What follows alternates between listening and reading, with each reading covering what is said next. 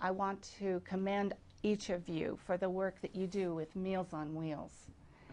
And because of your providing nourishing meals, you're preventing malnutrition in frail elders and dependent adults.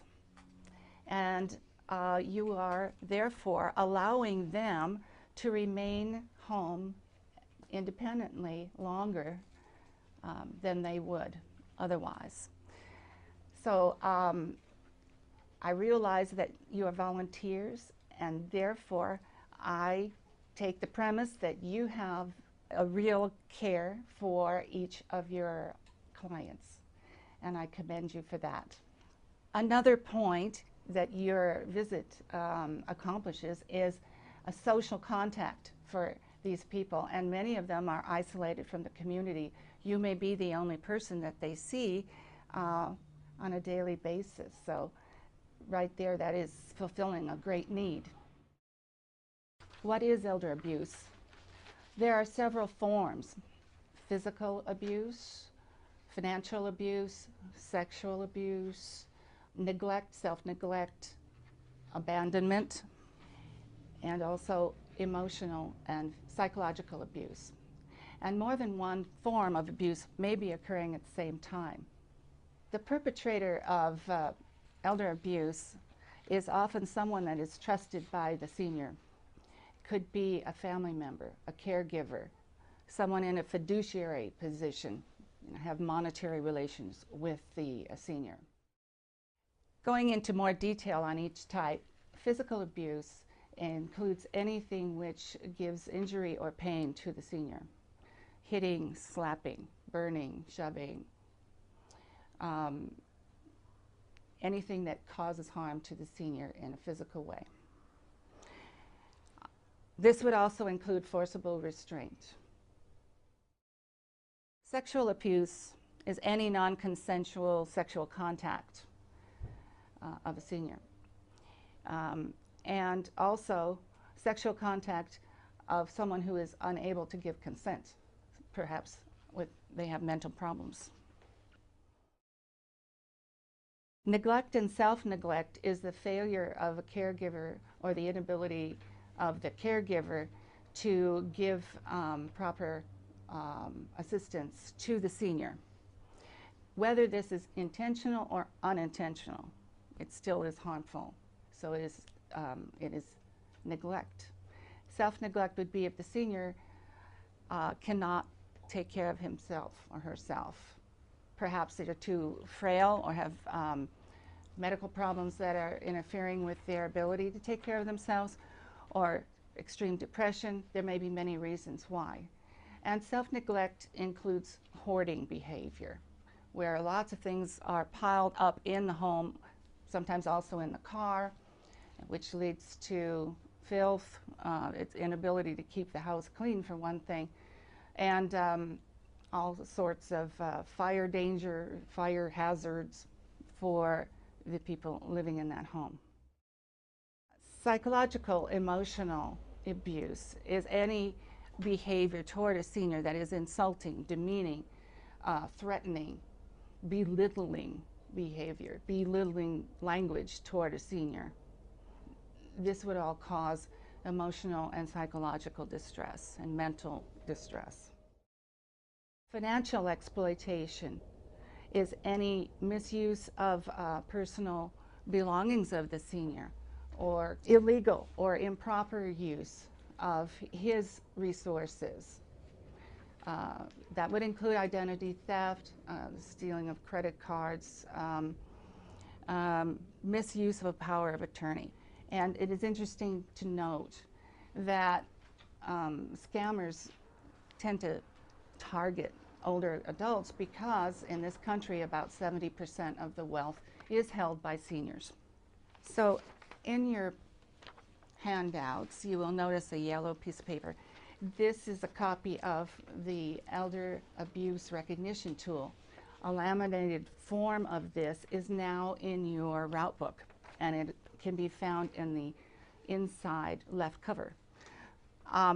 I would like you to glance at it every day when you go out on your routes These are some signs that you might notice when you are out and about.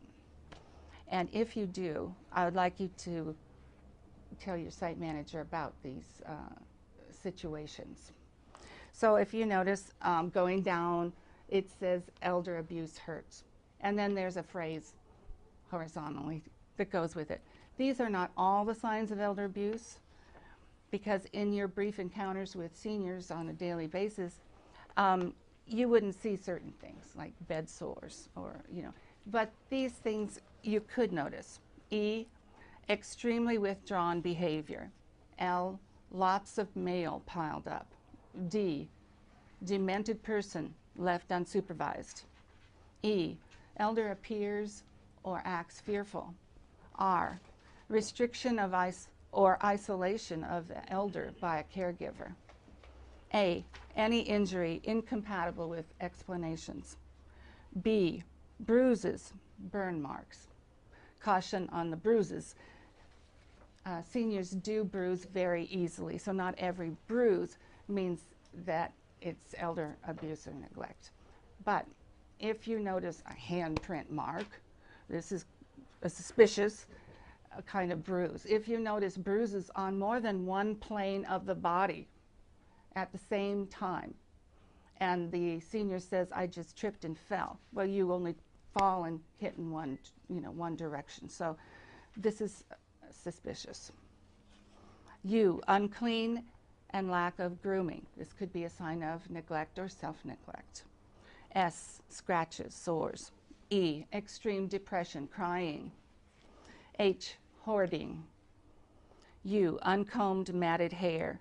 R, ripped or bloody clothing. T, threatening of a senior. S, smells badly, the senior or the home.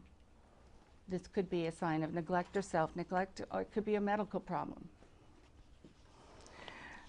So again, I wanted to emphasize the Meals on Wheels reporting procedure.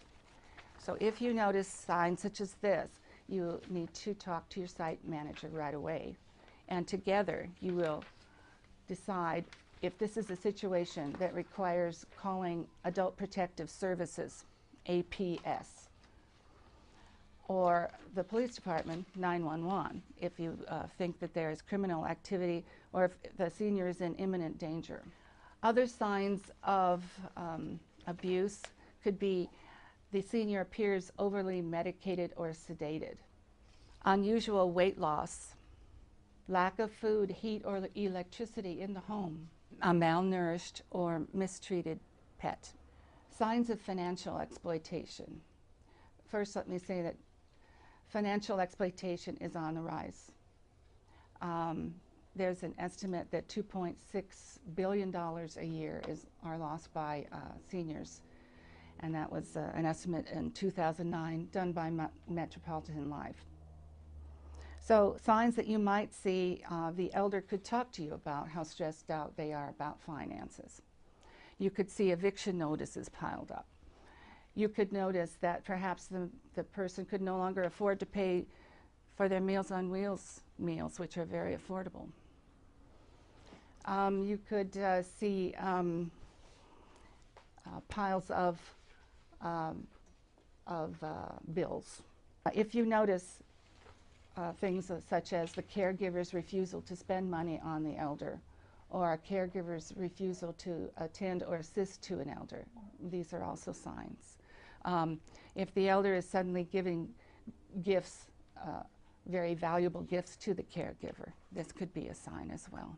And another sign that the elder might mention is if all of a sudden his personal belongings are missing, jewelry, credit cards, bank statement, checkbook, something of that nature. Signs in a suspected abuser or caregiver include implausible or implausible stories to explain injuries in a victim.